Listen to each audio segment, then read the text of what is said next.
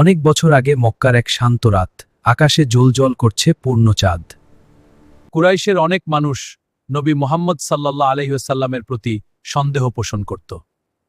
তারা বলল, আপনি যদি সত্যিই আল্লাহর নবী হন তাহলে আমাদের একটি মুজিজা দেখান।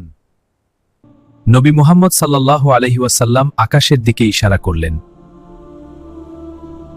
হঠাৎই আকাশের সেই পূর্ণ চাঁদ পরিবর্তন হতে শুরু করল।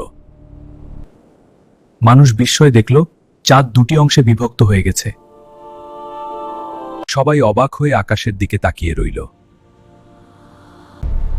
চাঁদের দুই অংশ পাহাড়ের দুই পাশে দেখা যাচ্ছিল। কিছু মুহূর্তের জন্য পুরো শহর নীরব হয়ে গেল। এরপর আল্লাহের আদেশে চাঁদ আবার এক হয়ে গেল।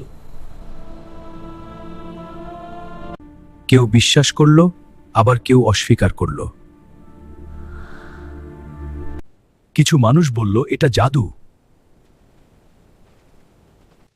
এই ঘটনাটি কুরআনেও উল্লেখ করা হয়েছে।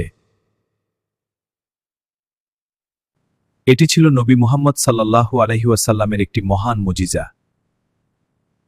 এই ঘটনা আমাদের মনে করিয়ে দেয় আল্লাহর শক্তি সীমাহীন। যদি এই ইসলামিক ঘটনাটি আপনার ভালো লাগে তাহলে ভিডিওটিতে একটি লাইক দিন, আর এমন আরও ইসলামিক গল্প শুনতে আমাদের চ্যানেলটি সাবস্ক্রাইব করুন এবং এই ভিডিওটি বন্ধুদের সাথে শেয়ার করুন যাতে সবাই এই শিক্ষা পেতে পারে।